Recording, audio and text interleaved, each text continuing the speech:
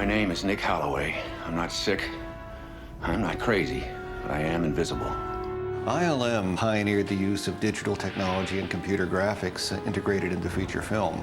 This movie did come along right at the fulcrum shift point between optical and digital techniques. It was one of a small handful of films that really showed what digital technology was capable of doing. The majority of the work would be done in CG, and digital compositing was starting to assert itself.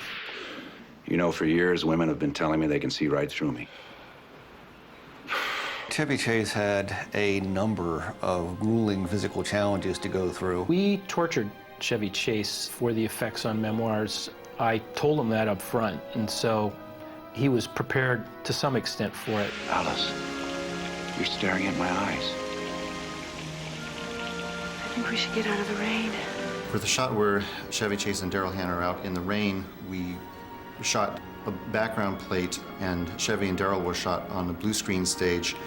Daryl in her normal makeup and costume, and Chevy dressed entirely in black with a bunch of wet look brushed on his body to catch a bunch of highlights and water sprayed or misted from above. The highlights were extracted and dropped out so that all that remained were the discrete outlines and spectral highlights of his image, which was then double exposed, both digitally and optically, over the background plates to give the impression that someone invisible was being defined only by the kicks on water droplets.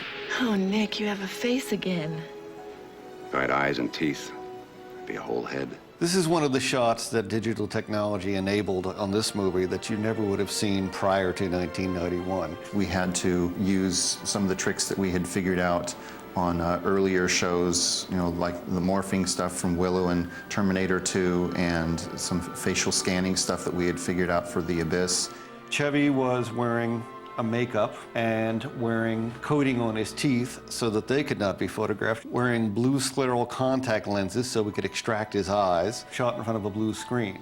We then digitally extracted his face, covered simply by the makeup, and composited it into the scene with Daryl Hannah, which was shot as an independent plate. There's dialogue in the sequence, and that was really before motion capture was in existence. And so we cyber-scanned him with his mouth in certain keyframe positions, like saying certain vowels. And then it was animated.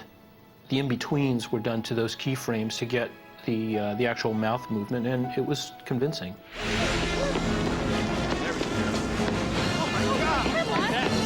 This sequence is when Chevy, who has disguised himself as a taxi driver wearing this caftan and turban, is now running from the evil government agents. He may be able to take his clothes off, but he can't peel the makeup off the same way. So now we have this head left floating on Market Street to the surprise and shock of the passers-by. We did background plates, and then the effects footage was shot against blue screen. We have him in a blue bodysuit with his clothing over that, so that when he takes it off, we have blue bodysuit against blue backing that we could, you know, digitally remove. And it was removed through blue screen keying and rototype paint.